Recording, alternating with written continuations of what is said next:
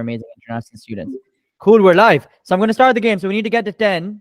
And if two people repeat the number say the number at the same time, we restart. So I'm going to start. 1. Two. Got to start again. 1, 2, 3, 4. 3, We need to go back. 1, 2, 3, 4. 5, 5, No. 1, 2, 3, 4. 5. 6, Ooh. 1, 2, 3, 4. 5, 5. 5. No. It's to get fun. 1, 2, 3, 4. 5. 6. 8. 7, 9. 10. Oh, we got it again. Oh. That's where it gets fun. 1, 2, 3, 4, 5. no. No. Sorry, I think I hear someone's background noise. Is it Taneem or Jashan? Could you guys maybe mute yourself, please? Yeah. Okay, cool. Thank you. Meher, good to see you, man. Good to see you. It's been a while. Let's start. 1, 2, 3, 4. 6. 6, Again. Guys, come on. New rule. We can do 2 numbers at the same time. So you can do 2, 3, or 4, 5. But quick. 1, 2, 3, 4, 5, 6, 7. 7, 8. Oh, no. We got to try one more time. Guys, come on. We can't get to 10 and you guys are going to get jobs. Holy shit. Come on. 1, 2, 3, 4, 5, 6, 7, 8, 9. 10, 11. 10. 10. It's only 10, isn't it? Oh, God. Should we count that? I don't think we can count. We got to try one more time. Guys, we need to win as a group. If we don't get this right within the next 2 minutes, none of us will get jobs. Okay? 1, 2, 3, 4, 5, 6, 7, 8, 9, 1, 2, 3, 4, 3, 4, 1, 2, 3, 4, 5, 6, 7, 8, 7, 8. 9, 10. Come on, guys. 1, 2, 3, 4, 5, 6, 7, 8. 7, 8. That counts. That's fine. 9, 9, 10. Oh, Lord. No. 1, 2, 3, 4, 1, 2, 3, 4, 5, 6, 5, 6. 1, 2, 3, 4, 5, 6, 1, 2. 3, 4, 5, 6, 7, 8. 9, 10. A round of applause for everyone that's watching. Well done. Cool. I love the clapping. Guys, so we are close to our limit. I was expecting people to come and we've got enough people. So let's start right. So guys, I know you guys have questions. I've had people message me their questions beforehand. Thank you so much I know the person that's on the call that did. I won't name them because they're gonna feel a bit embarrassed. But I think it's a very good trait to do that. You know, it shows proactiveness. So guys, please, the way we're going to start this is we start with the game. Second thing we're gonna do is let's just celebrate our wins. So for example, a win I had today is I helped one of my candidates get an interview, right? An interview for their dream company. So that's my win. So let's spend a few minutes sharing wins, and then the next 25 minutes, happy to share, happy to answer questions. Can anyone else share their win?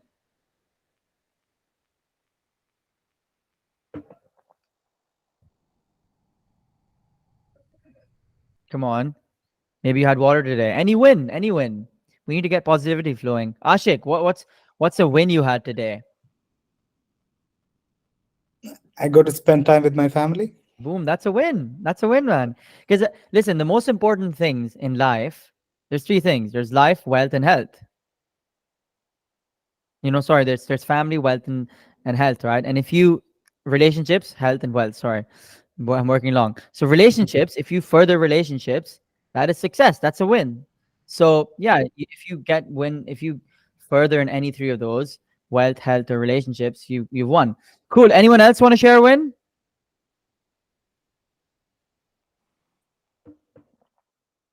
Yeah, today marks a year and 5 months of me working after I graduated. That's great, man. A year and 5 months. And what do you work in? I work as an information security analyst. That's Yeah. great. That's great. And where do you work? It's entity data. If you know. Nice. Whereabouts? It's in Reading. And if you were to share one tip here with everyone, on how you got the job, what do you think? What's the one thing you did, the most important thing that helped you land Yeah, that job? I definitely would share. So the one thing that I did different than others was never rely on what never only rely on what university teaches you. You have to have something going on every day. Every day you need to learn something on your own. 100%. Otherwise, there won't be anything. You're just like everyone else. You have to get something different. If that makes sense. Yeah, 100%.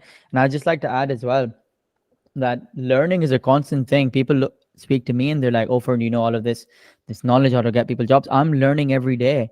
I'm learning from people ahead of me. You always need to. The secret to success is not knowledge. It's not a book. It's not the encyclopedia.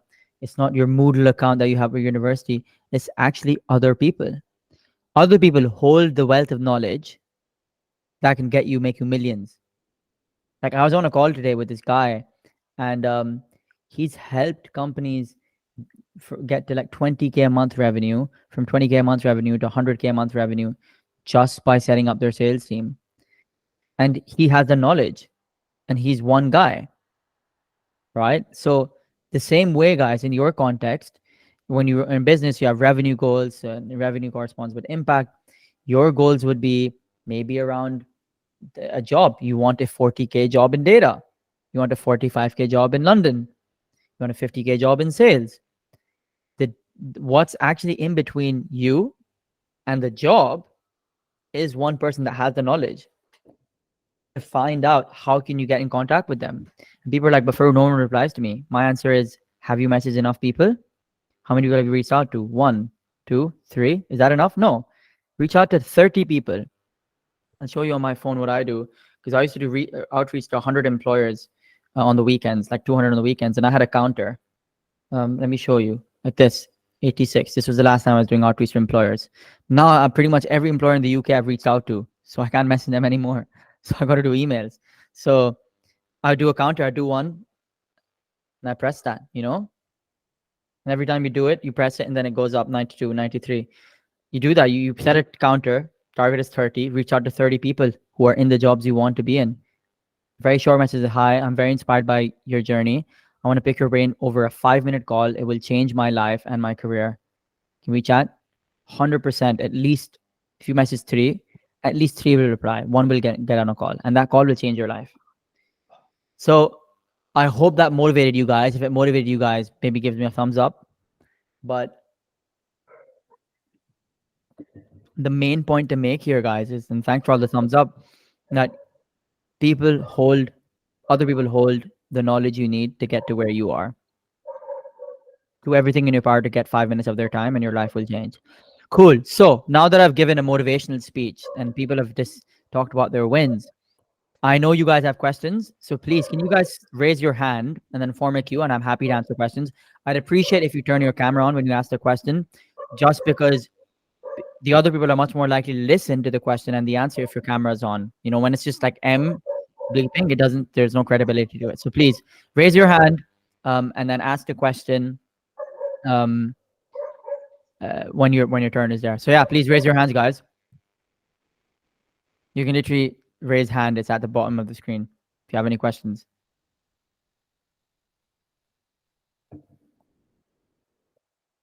Najia, go ahead. I love it. It sounds like people are very, very shy. Najia, thanks for raising your hand. Hello, Farun. Hello, everyone. My question is I'm just trying a lot as I'm experienced professional from Bangladesh, just completed my MBA, and it become very hard for me to get any job actually. They always say me that you are not experienced in the UK. Yeah, I get that. So So, I customize CV, but when they take my interview, then they feel that overqualified or we don't need that much skill. These are the thing. That's for my sure. problem I'm facing right now. So, to summarize what you said, your problem is that you're from Bangladesh, you've completed an MBA. Which uni is your MBA from? Ulster University. Yeah, so which university? Ulster. Ulster. So basically, you've completed an MBA, you're from Bangladesh, you've got experience, and no employer wants to interview you. The trick to that is you need to make sure that, listen, 9 out of 10 employers, or in 90% of cases, and everyone, please listen closely because all of you guys struggle with this. Because raise your hand right now, or sorry, give me a thumbs up right now if you've got 1, 3, whatever years of experience in India or Pakistan, wherever you're from, Russia, but then employers don't count it. They say, yeah, we want UK experience. Give me a thumbs up if they do that. And it's so frustrating. It's like, yeah, but like we want UK experience. We don't really count it.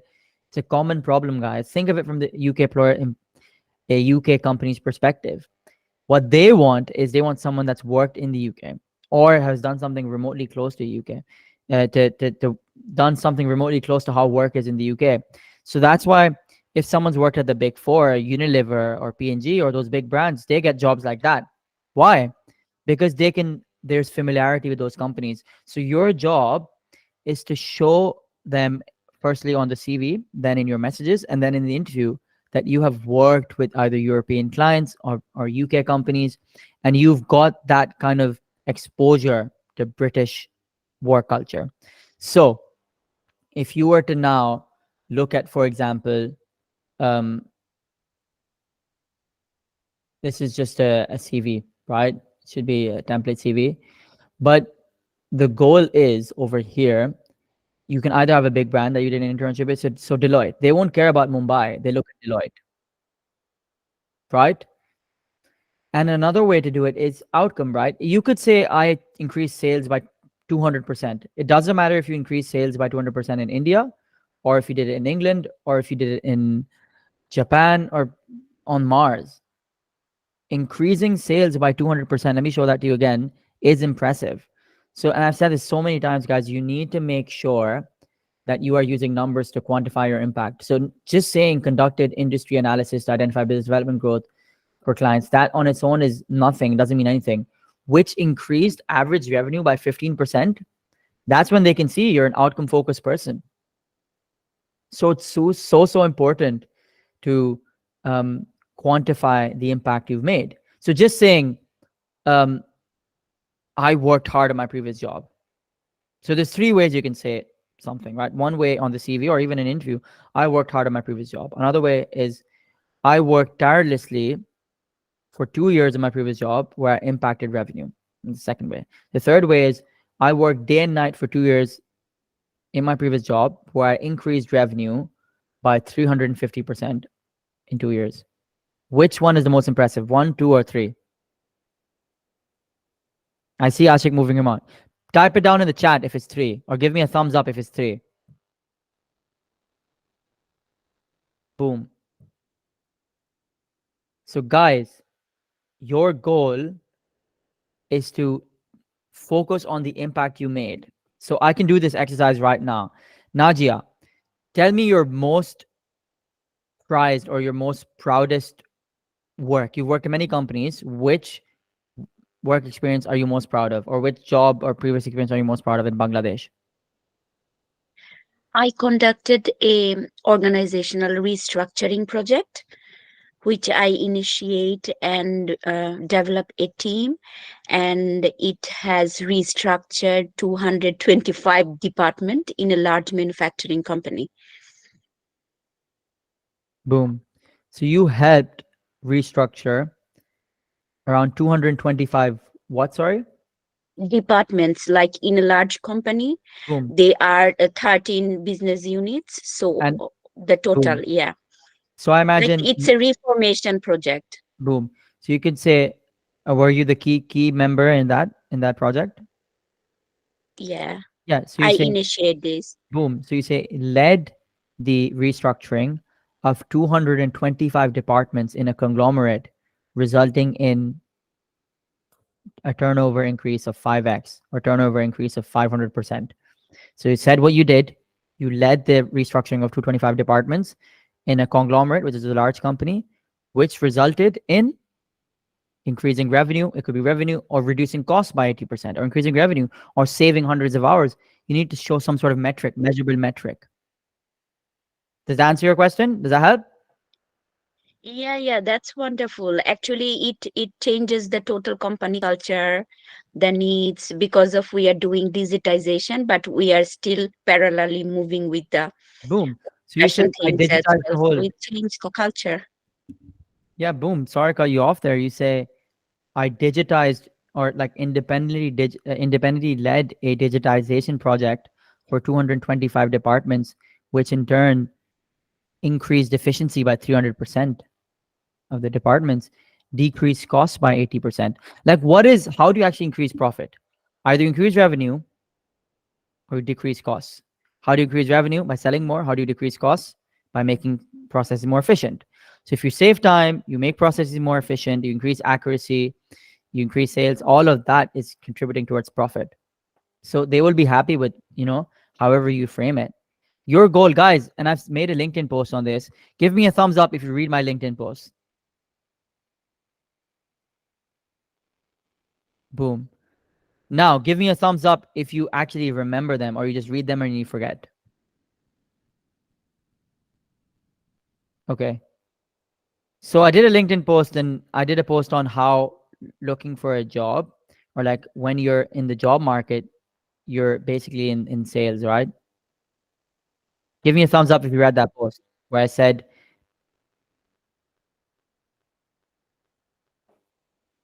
boom. So in that post, I said, looking for a job is like sales, right? And the reason why it's like sales is because you are trying to convince them to buy your services, to hire you, you know? And your goal is you are the product, right? And it sounds pretty weird, but hear me out. You need to make sure that you are packaged and your packaging is your CV, your LinkedIn.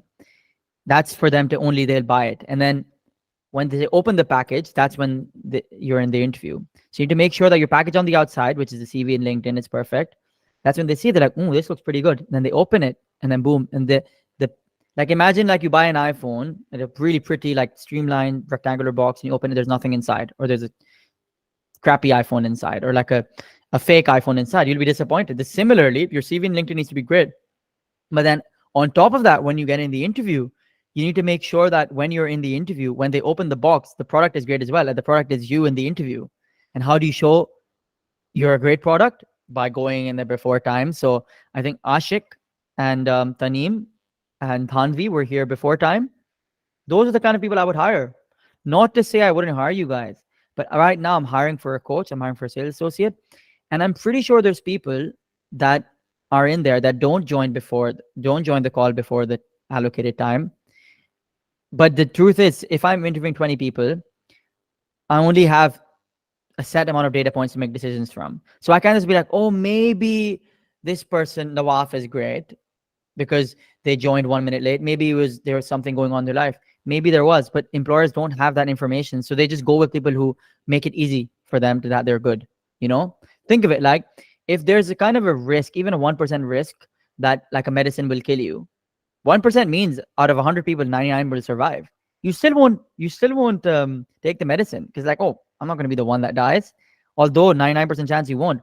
Similarly, employers, even if there's a 1% chance that you won't perform, they're like, nah, they've got 100 applicants. So you need to be 100% perfect, right? So you understand, you're in the game of sales. You need to make sure that you are the product, and not only is your application material, your CV, LinkedIn, that stuff is great. When you're in the interview, you go in there before time. Firstly, you go in there prepared. They ask you, the first question is going to be, so tell me about yourself. He's just like, yeah, hi, myself, this. Like, first of all, I've seen so many South Asians say myself, whatever, myself, or don't do that. No one does that in England. Please don't do that. Right. And then they just like go on and on and on for like 4 minutes. That is so not good. Your elevator pitch, or the answer to tell me about yourself, needs to be 2 minutes. And you say, hi, my name's Faroon. I recently graduated from the University of Bath. And since I've graduated, I've been working in this job, in this part-time job. I've really actually learned that I really enjoy dealing with clients.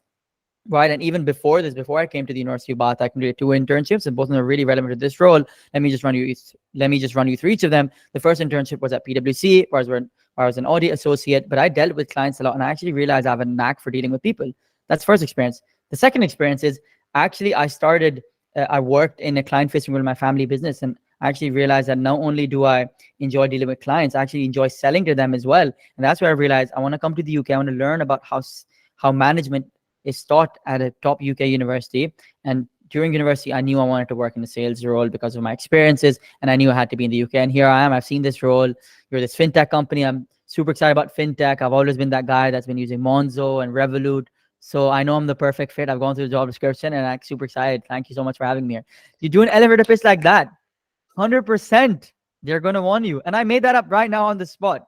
So, and you're probably thinking, no, but it comes naturally to you. No, I've done it enough times. I've done this enough times. Similar, you do it the first time, it's going to be bad. Second time, it's going to be bad. Third time, it's going to be okay. Fourth time, it's going to be better. By the time you do it 6 or 7 times, you're going to be flying. Everyone that worked with me was really bad at the start. The only difference is they made an effort to get better, So literally give me a thumbs up. If I gave that elevator pitch to you and you were hiring, would you actually hire me if I give you that elevator pitch? So that's what it is. It's literally showing that. It's literally showing. It's like in 2 minutes, you don't even need to say much. You've shown that you've done your homework, and you've practiced this. And even if it's rehearsed, no one gives a shit. They will respect that you made the effort to do that. Someone comes to me with a pre-prepared message. If it's GPT, I get turned off. If it's genuine, I'll give you an example. This one girl sent me a message. She went to the best uni in Pakistan, and she sent me like such a great message of 3 points why she thinks she's a great fit for international hustlers. Right? 3 points. And they were long, but they were 100% she wrote them herself, and she linked it. Like, my brothers went to the UK. I understand your mission. I can show it to you guys as well. I'll try and hide the name.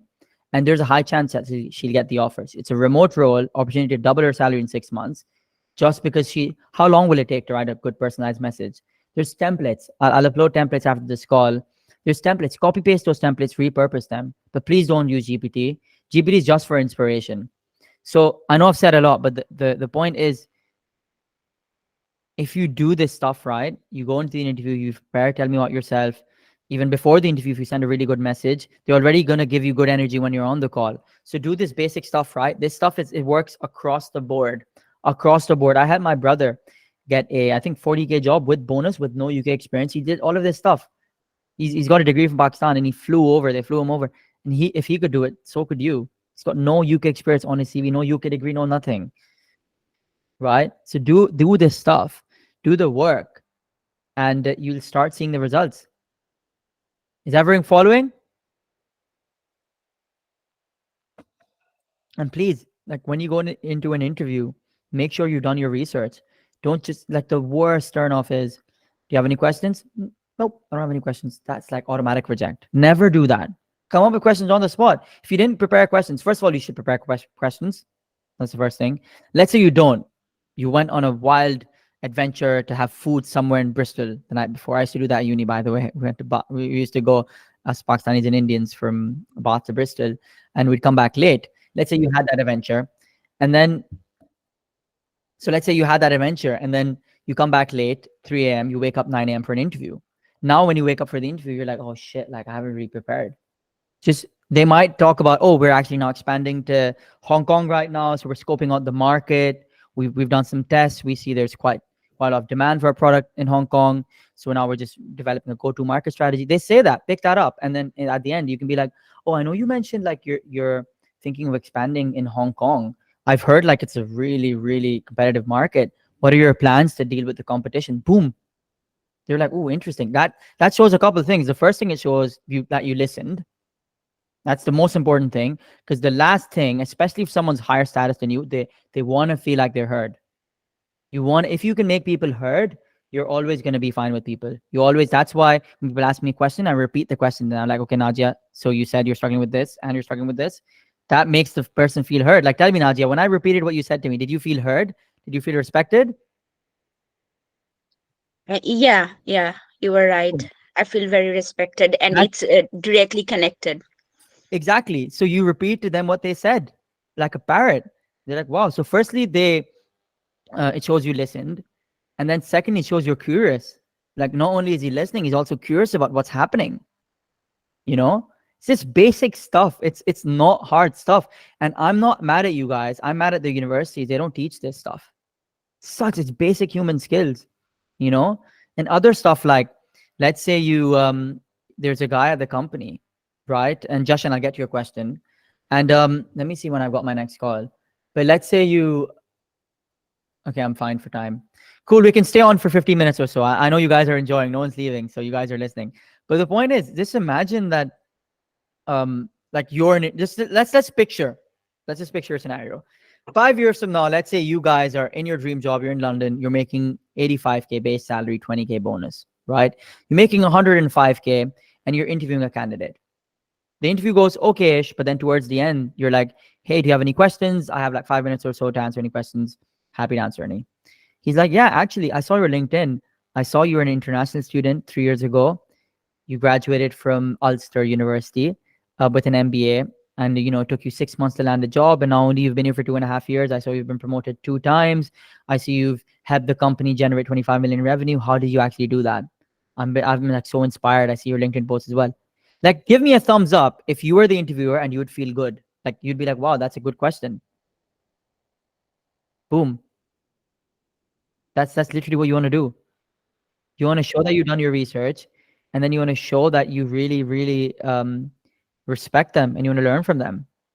There's 3 things you want to do if you guys want, you guys should make a note of this, or the recording will be available on the school community after this. But there's just 3 things you want to prepare questions for when you go into the interview. My English today, it's crumbling. The first thing is you want to do have questions on the person. Very, very important. At the end of the day, people love talking about themselves. So ask them questions about their career journey. Second thing is you want to ask them questions about the role, especially if it's the first interview. It's very important to ask questions about the role, because they're just trying to see if you're a fit for the role first, because role first, then company. The third thing you want to ask questions about is the company. I've seen you're expanding into Hong Kong. I see you've raised 20 million recently for your growth round. How is that? I know you're the chief operating officer, so you were probably in a lot of investor meetings. How did that go? And how's your calendar looking at now? Do you feel a bit less stressed? That shows that you've done your research, you're curious, you're empathetic. It's so easy, this stuff, Cool. So, guys, did that help? Did this help? Are you guys enjoying these live calls? Yes. Do these really Yeah. help? Yes, Farooq. You're very helpful.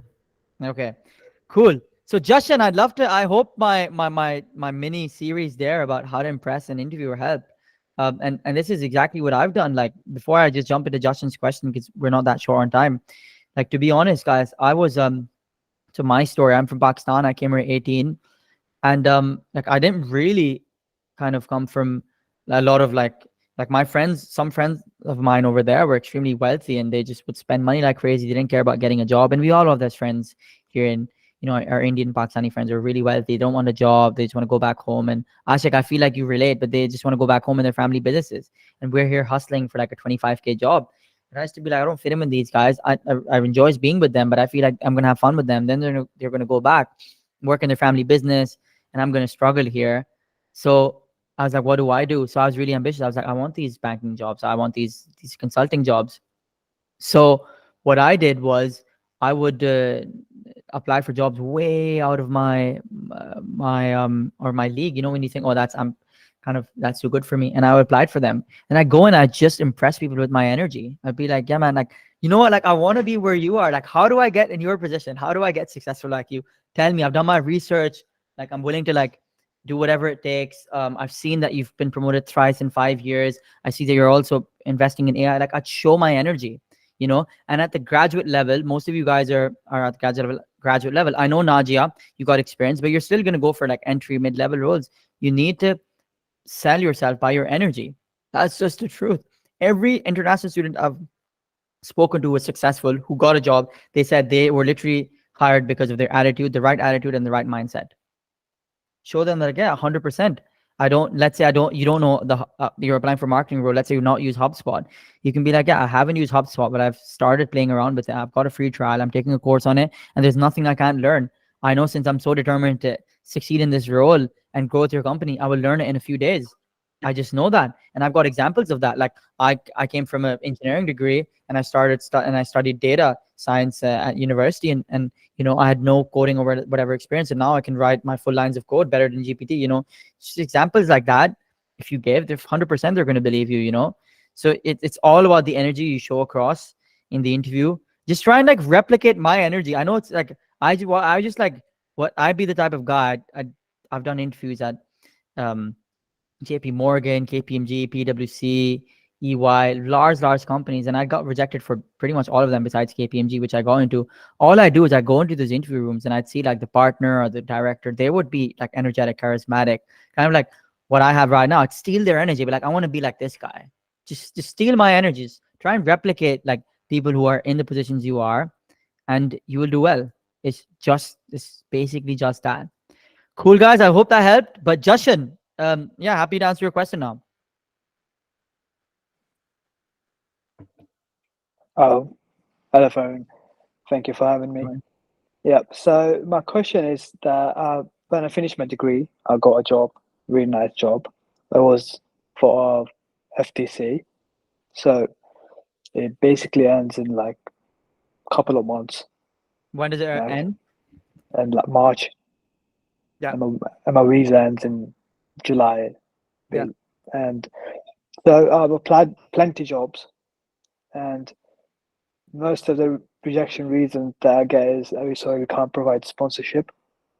And the ones who can provide sponsorship, they ask for SC clearance, security clearance. Mhm. And for that, you have to be living in this country for 5 years. I've only been here for 3. Yeah. And even through the LinkedIn connections, so that I always ask questions to my connections, and I've made a few friends. And one of them is like, we can get you an interview straight away, but the only reason we can't hire you is because you don't have sponsorship, so we can't provide it. So the problem for me is right now is that I'm just in a drag, so I can't really narrow down where they're not asking for SC clearance and they can provide sponsorship. And I got messages from recruiters on LinkedIn as well, but the only problem that the conversation ends is with, sorry, we can't provide sponsorship. Yeah, I get that. So I would like to like some peace of your mind, so I Of could course, man. understand what can I do Of at course, this and point. for sure, and you know, great initiative to turn your video on and ask a question. I know it takes a lot of courage because I did these calls years ago, and there's people Yeah. that wanted to break into Big Four. I'd be very, very shy. So respect to Ashik, respect to Najia, and respect to Justin for putting yourself out there. There's 20 people in the call, so it takes a lot of courage. Strangers as well, you know. Hopefully, you guys become friends. But, anyways, which job are you in? So I'm in security, so information security. Information security. Cool. Yeah. So, your visa expires when? End of July. End of July. So you got 6 months. So, Yep. let me just tell you guys some harsh realities, and it's a lot of the times us as humans, we try and avoid the harsh realities. Like, let's say we have a health problem. Some people, for guys our age, their hair starts falling. So they're just trying to avoid it, push it. Or some people have knee problems. I've got high blood pressure. Boom. I've got high, my heart palpitates, anxiety. Yeah. So you try and avoid it, you know. But the truth is, the only way you can kind of succeed in life is by facing your problems face first. So the truth is that we all need to understand this. And I've had employers say this to me, because employers now obviously see me as not as an international student, although I am. They see me as an equal, someone that they work with. So they're more frank to me than to candidates. And my job is to take their frankness when they're out for drinks and stuff, and then convey it to you guys, give you the secrets, right? That they tell me when they're super drunk. Like my former boss, right? I've got many former bosses. It's like, Farood, I know that your candidates get to interviews and they're like, oh, you're a great candidate, but like, we need someone long term. Graduate visa doesn't cut it for us. We need someone long term, and you would fit really well in the team. Like, you're great, but like, it's just that the sponsorship thing is not on our radar for now. And I used to like really struggle with that. I'm like, why is this happening to my candidates? Like, it was taking me 4 or 5 weeks, 6 weeks to get candidates jobs. And after that chat, something changed. My candidates started getting jobs in 2 weeks, 3 weeks, 4 weeks. By the third court, so the previous company I ran, International Heroes, all 5 of my candidates had jobs at the 5-week mark. And Aarti just got one in like week 6, and it was an amazing 48K job. So what shifted was I realized that which employers to put an effort into. And what did I realize? Employers will say, oh, don't worry, we need, let me just let Ali in. Don't worry, it's kind of the visa that's in the way. We really want to hire you, but like, you know, we can't, we need someone long term. That's an excuse. That's bullshit. That's just an easy cop out. That's just a classic, it's not you, it's not me. Oh. A lot of you guys are Gen Zers, so you know how relationships are these days. It's not you, it's me. I'm busy with this now, that other. And then a few weeks later, you see them dating someone in a deep relationship. So the truth is that kind of it's at that point where they just don't want to hire you. But the truth is, I've had so many employers not want to hire me. And you just get on with it. Don't waste time on it. Because I've seen companies that didn't have sponsorship license. I can give you an example now. Aarti's company that hired her doesn't have a license. Alisa's company, they all got jobs in November, December. So I'm talking about like past 45 days or so, not long ago. And they were in your shoes 2 months ago. Alisa's company doesn't have a sponsorship license. Ivana's company doesn't have a sponsorship license. Ta's company doesn't have a sponsorship license. They were like, yeah, no, we'll try and figure it out. When a candidate's great, they're like, oh, let's hire them first, and then we figure out the license. When a candidate's not great, oh, they're so good, but you know, we haven't got the license, we haven't got the resources. We really, really want you though. Let's stay in touch though. Let's definitely chat. We love, Yeah. you know, they don't want you. And it's I know it's hard to accept, but I think the only way we'll get successful is we just accept it. And we're like, it doesn't matter, because to be very successful in your career, you need one yes. To be a very successful businessman, you can have 25 failed businesses. You need one success.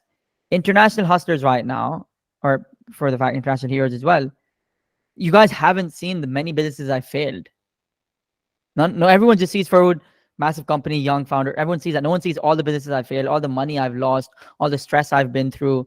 So similarly, once you're in your new job, no one's ever going to care about all the rejections you went through. So focus on the companies that like you and want you, and don't make excuses. So when you hear that, don't waste time. Like, I've had so many, like, these companies are like, pisses me off. I was going to say the F word. And they're like exchanging emails for months saying, hey, can you send me confirmation of your student visa? Can you send me a letter from your university? Can you send me this? Can you send me that? They're wasting your time. They don't want to hire you. When a company wants to hire you, when someone wants you, they take you seriously, they go out of their way. They're just too scared to reject you directly. That's the truth. And it might not be true for 10% of employers or 5% of employers. For 95% of employers, I'm 100% confident they just don't want you. They're wasting your time. They just don't want to feel like the bad guy. That's the truth. And we need to accept that. And instead of being heartbroken about that, let's be heartbroken for 5 minutes and start applying again. Use that energy to apply for more jobs.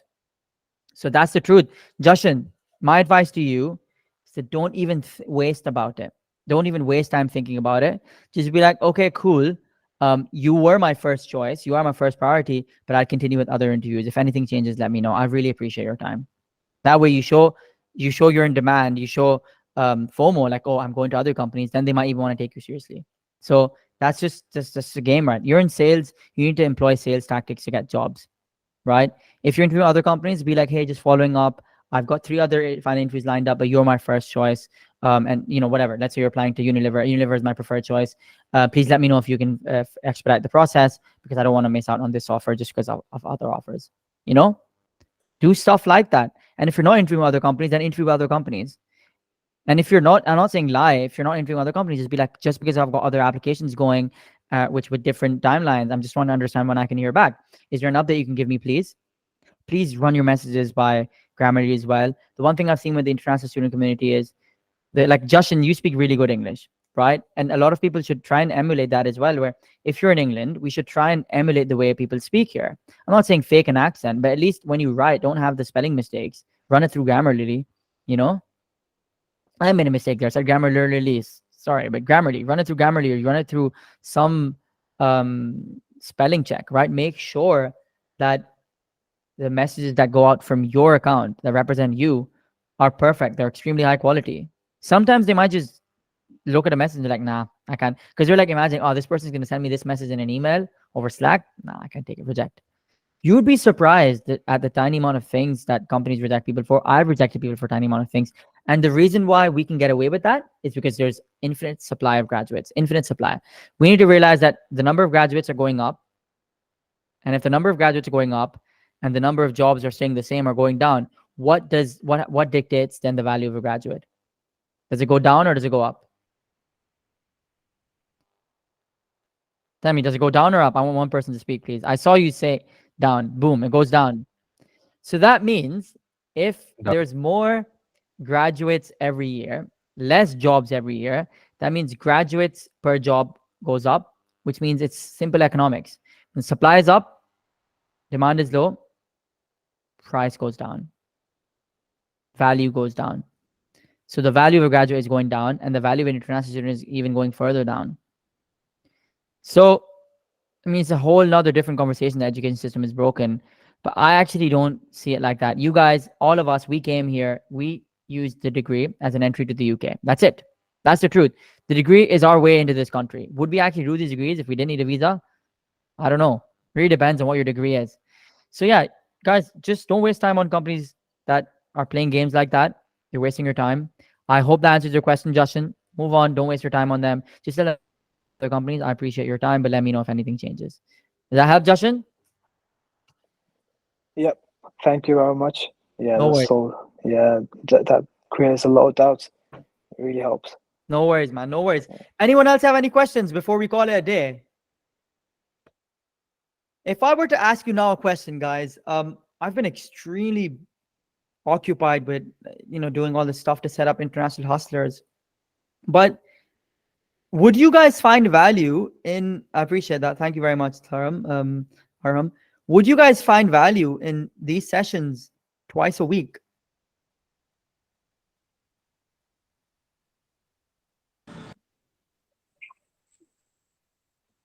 Okay, cool.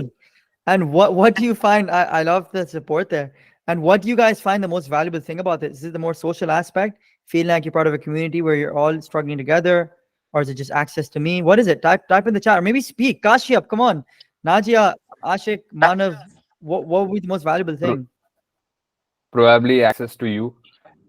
Okay, I appreciate that. Thank you very much. Anyone else?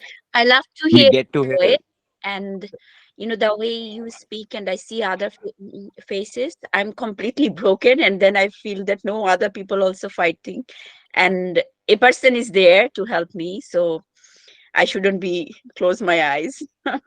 I appreciate Thank that. you. Thank you very much. Anyone else? yeah, we get to hear like different opinions and different problems going on, and like how are people facing with it, and yeah, stuff like that. I love that. No, I Yeah, agree. I think I would agree with Manav. We get to hear so many other experiences. You share like Arti's experience and other candidates of yours. So yeah, it becomes really insightful. I appreciate that. Thank you very much. And I'm glad you guys are finding value in the community. Anyone else have any thoughts about like why this is valuable? You motivates us so much. Your guidelines. Sometimes we all are break down it. Any time I think we break down. So your lessons, your guidelines, so much motivate us. Thank you, Taneem. Thank you. Anyone else? I'm so glad that you guys are enjoying this. Anyone else? I think we can just all of us can go together and find the right way for each of us, as it says, and you can just steer the boat. 100%. And I was just this one thing that I've noticed as well, like the about the successful communities, right? Like for example, if is anyone here from Pakistan? Thumbs up. Sania Salman. Arham, are you from Pakistan? Ali Chowdhury is from Pakistan, Yeah, I'm from India, basically. India. Cool. Yeah. So the reason I wanted to bring up Pakistan is because like in Pakistan and even in England, there's the most successful communities are like in Pakistan it's the Aga Khanis, in the US is the Jewish people, and the reason why they're so successful is not necessarily are they the smartest. There's no doubt both Aga Khanis and Jewish are smart people, probably smarter than me, but they help each other out. They say if one person starts a business in the concrete business, all of them start in it, because your mindset is, oh, we'll support each other to make money, instead of, oh no, this person's going to steal market share. So we need to think of it like this: there's enough jobs for everyone on this call. There's like 10 jobs for each of us. So we need to be helping each other out instead of trying to, oh, like if I help this person, they'll get. No, that's it. That's the wrong mindset. Our goal should be, think of it like this: you don't have to believe in religion for this. Think of it like this: your transaction is with the whoever's up there, God or whoever, depending on your you don't have to be religious. You help someone out, you will get paid back for that help. That's been my ethos. I've helped thousands and thousands of people either through LinkedIn posts, through resources, and copy paste, like my fingers would hurt just sending it. And I would think of it like this: I don't want anything from people. I know that my transaction is with, because I believe in God. My transaction is with God. And if I'm helping these people out, it will come back to me. And over the past year, from what I've achieved, it is pure testament to the fact that if you give out to the world gives back to you. So the most successful people, from whatever metric, if I know that in this day and age, most of it is wealth, those are the people that help the most people. So they say if you want to get rich, right, you help people, right? If you want to get very rich, you help a lot of people, you know? Or sorry, they say if you want to have money, you help people. If you want to have a lot of money, you help a lot of people. If you want to have a lot of money fast, you help a lot of people fast. That's the thing. So that's why tech is beautiful as well. So if you're building systems for Klarna and millions of people are using it, that's why people like Klarna engineers are getting paid a lot. You know, their salary is really high. So the point is, help as many people as you can, and you'll get paid back in the form of you'll get great jobs, you get great opportunities, get great salaries. That's how it is. Cool. So think of it like this. I want everyone to change their mindset and think of it like this: any opportunity to help someone is an opportunity to help yourself. If you start thinking like that, your whole mindset will shift. And usually helpful people attract other helpful people. I am me. From whatever I've done, I've achieved everything because I'm the product of everyone I've helped. Because when I reach out to people to help me, I'm like, because I've needed lessons on how to manage founder stress as a young founder. And I was like, oh, I need founder therapy, right? Just to deal with all of the moving things in a business, like so young. And I was like, let me just check out like founder therapy, Europe or UK. And I did a search and I was like, cool, 500 pounds an hour, 1,000 pounds an hour, cool. What do? I just sent a message to 30 people, the 30 founder coaches on LinkedIn. On average, they're 500 pounds an hour. 3 of them jumped on a call with me saying, I was like, hey, I'm really stressed because of business. I'm a young founder. I don't have the funds to actually afford, you know, a premium service like yours, but I know you can help me. Is there a way I could just can borrow 50 minutes of your call? I had 3 people that helped me. I have their WhatsApps now, and they coach like founders that make over like 10 million a year, 50 million a year. I don't think they would have helped me if I hadn't helped people out. So literally just like that, you'll get it back. Cool. Does anyone, I really, really hope you guys got a lot of value from this. You got a lot of motivation from this, but please help each other. Just before you go, because I'm enjoying this as well, have you guys started using the school community? Oh yeah. I have it. Yes. That's amazing.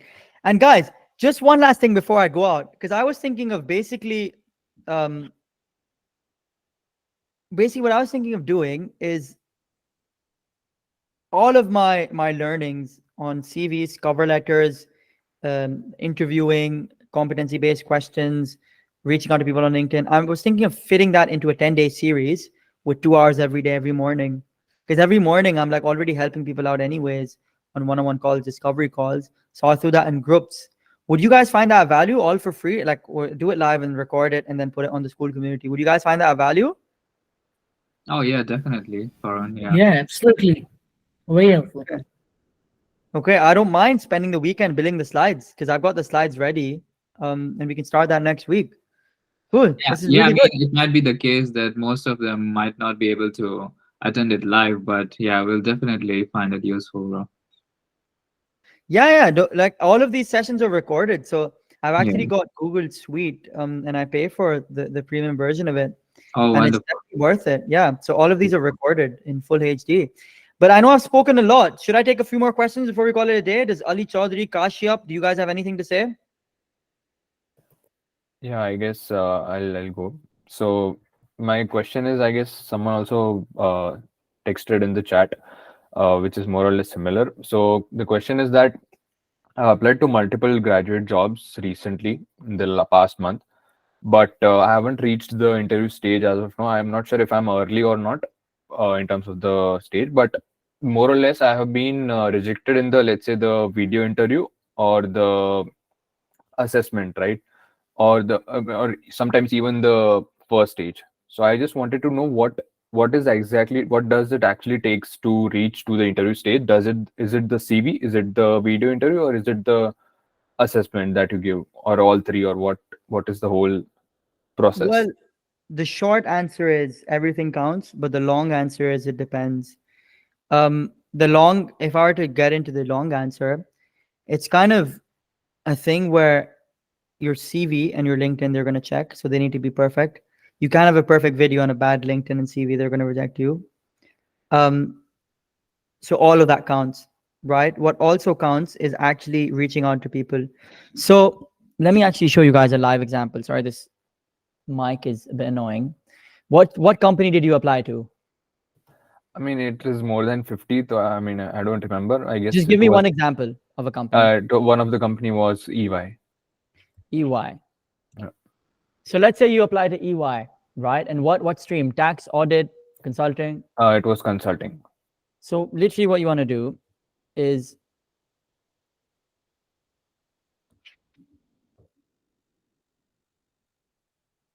if you apply to consulting, you want to find the talent professional or the HR person that deals with consulting graduate hires.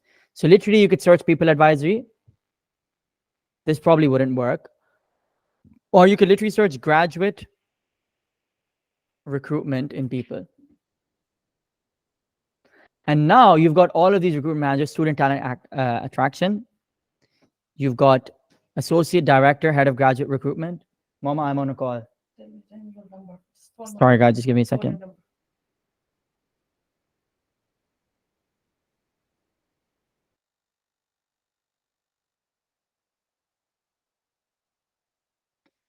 So sorry about that, guys. So basically, you would literally find someone that deals with graduate recruitment. So emerging talent recruitment, student talent attraction, that's literally graduate recruiter. And you can literally send them a message like, I would literally say, hey, Charlotte,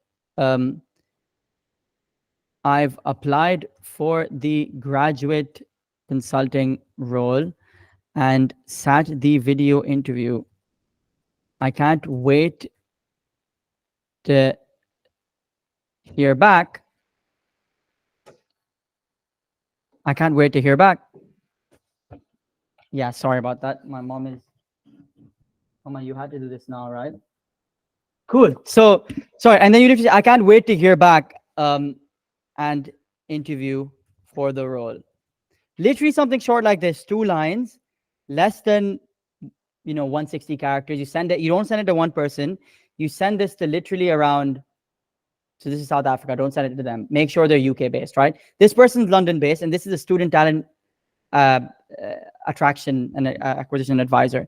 This person literally manages graduate and recruitment across tax and law service line. It will take a bit of a while. You do this to 20 people, at least if you were going to hear back. A lot what I've seen with candidates that I work with, a lot of the recruitment people, they get back and they say, "Hey, sorry, I'm not in charge of this, but John Fisherman is."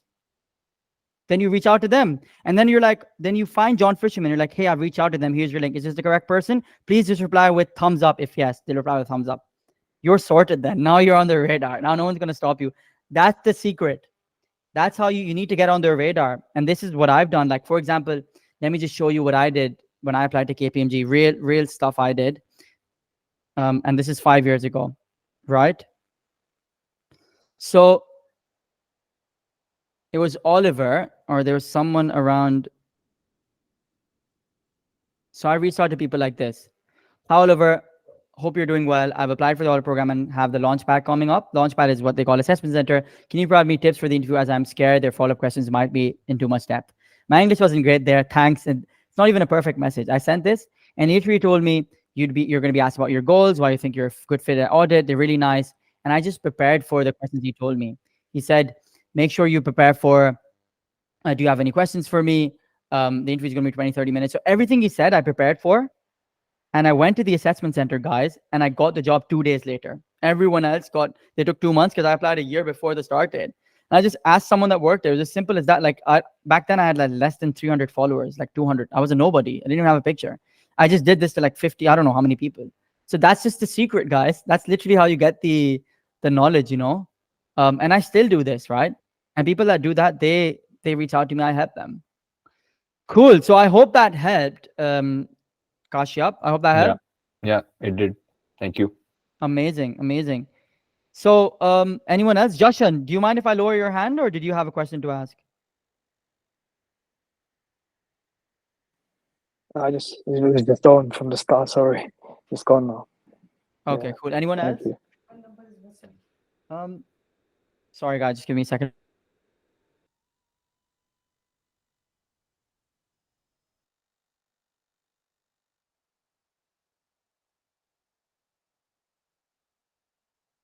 Guys, so it's 6 p.m. now. I've got to go. It's been a long day. I'm sorry I screamed there. Sorry, my mom is visiting from Pakistan, so there's the landlord who's calling, wants to confirm some stuff. But yeah, you know how the problems are in England. Anyways, guys, I hope you really enjoyed this. I'd love to take more questions, but I've really got to go. I've got a call today at 6 p.m. So if you really enjoyed this, guys, next week, fingers crossed, I'll try my best to launch that 10-day course. And yeah, if you enjoyed it, maybe give me a thumbs up so I know that I should do more of these. Awesome, guys. I appreciate you guys joining, and I'm here to serve you guys, to help all of you guys get jobs. Have a lovely day, guys. Cheers. Bye-bye. Thank you, Farhan. No worries. Bye-bye.